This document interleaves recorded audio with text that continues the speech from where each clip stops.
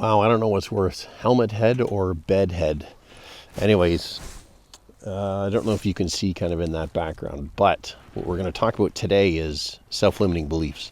And these are beliefs that we have that hold us in place, that hold us into our current existence. So we're going to talk a little bit about what they are, and then what can happen when we can get rid of some of these. And I got to tell you, it's not an easy road, but it's definitely worth the effort. So let's see where we can go.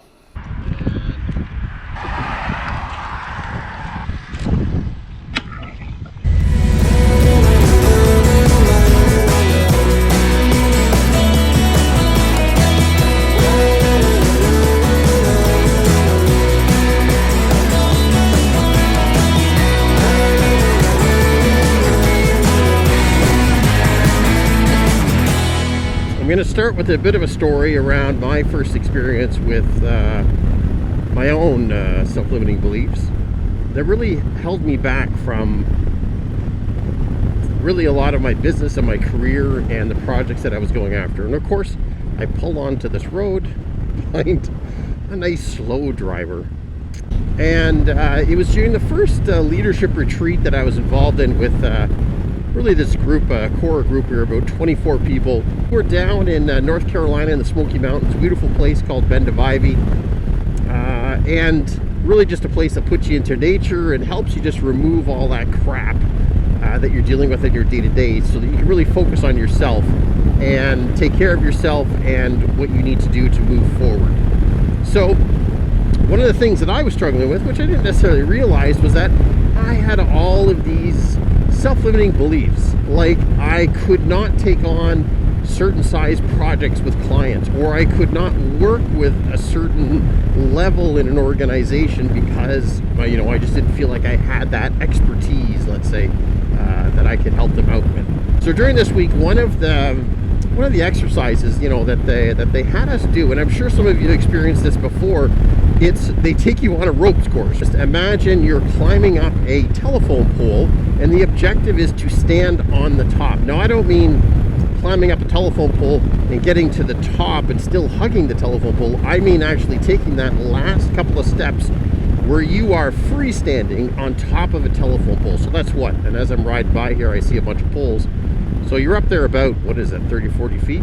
Anyways, scary as shit. It was, I made it right up to the top where I was putting that foot on the top, and I was trying to get my second foot up there. Now, what that taught me, though, in that process was that I got much further than I believed I could. And even when I then got to the top, I then had the courage to throw myself off, jump off, and then you're free falling. Wow. So let's fast forward from that to now. What did that whole exercise do for me in terms of breaking through some self-limiting beliefs? Well, when I came out of that, I just wasn't in the right gear there. When I came out of that week-long retreat, I was so destabilized.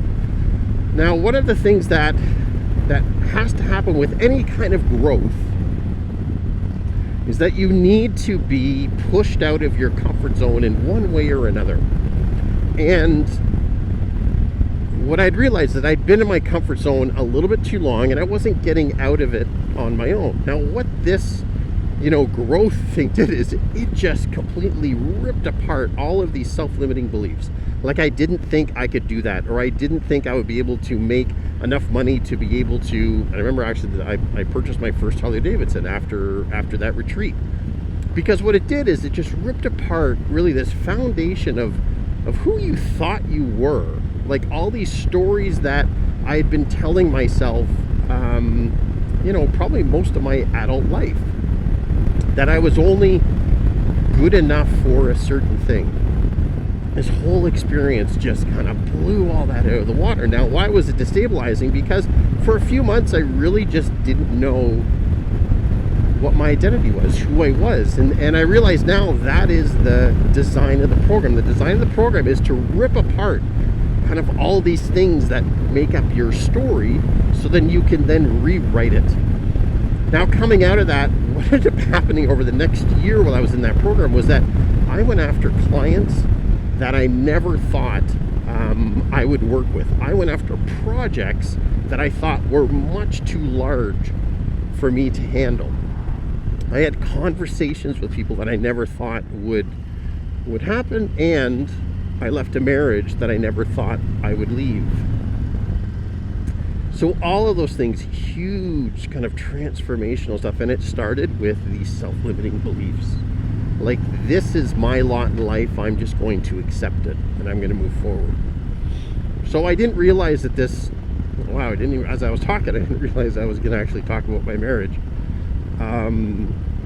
Now that it's out there, I guess I will. So yeah, this was a huge kind of experience for me where I really got in touch with what did I really want in life and what was important for me and what were some things that I just wasn't willing to tolerate anymore.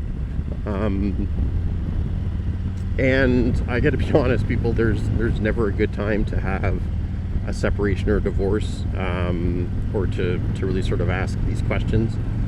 My kids were, this is going on 4.5 years ago, almost 5 years ago, so my kids would have been 11 and 15. And yeah, there were some difficult times and we got through it.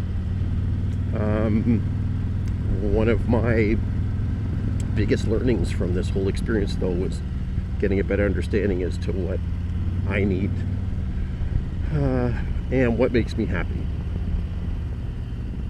So I'm going to bring it back to the self-limiting beliefs, because a lot of us are stuck in a life, stuck in a job, stuck in a situation, stuck in a business that might not necessarily be working for us. We might not actually be that, happy person that maybe people see on the outside, but inside it's really not it.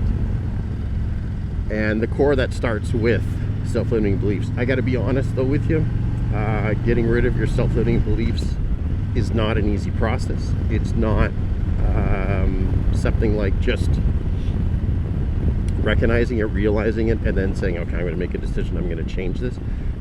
We actually need to break something down. So when I work with clients to kind of get rid of some of these self-limiting beliefs, is that it's going to get a little messy, and that's okay. That's part of growth.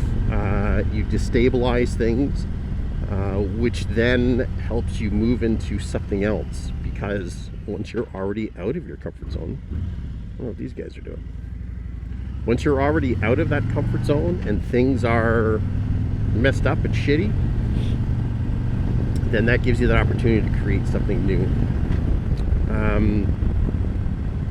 I do encourage you though, if you are getting tired, you are getting at that limit of where, okay, no more, then it's time to get rid of some of those self-limiting beliefs. Wow, I thought this was going to be a little bit upbeat and kind of talk about fun stuff, and then it got a little bit serious. Okay, I'm going to sign off for this right now.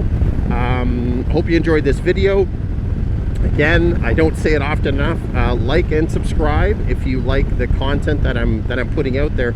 As you can see, this isn't about me riding on a motorcycle and giving reviews of products, whatever. I'm really into the self-awareness, communications, leadership skills that we need to move all of us forward, to make us really just that better version of ourselves. So until next time, keep riding. Let's enjoy the ride now.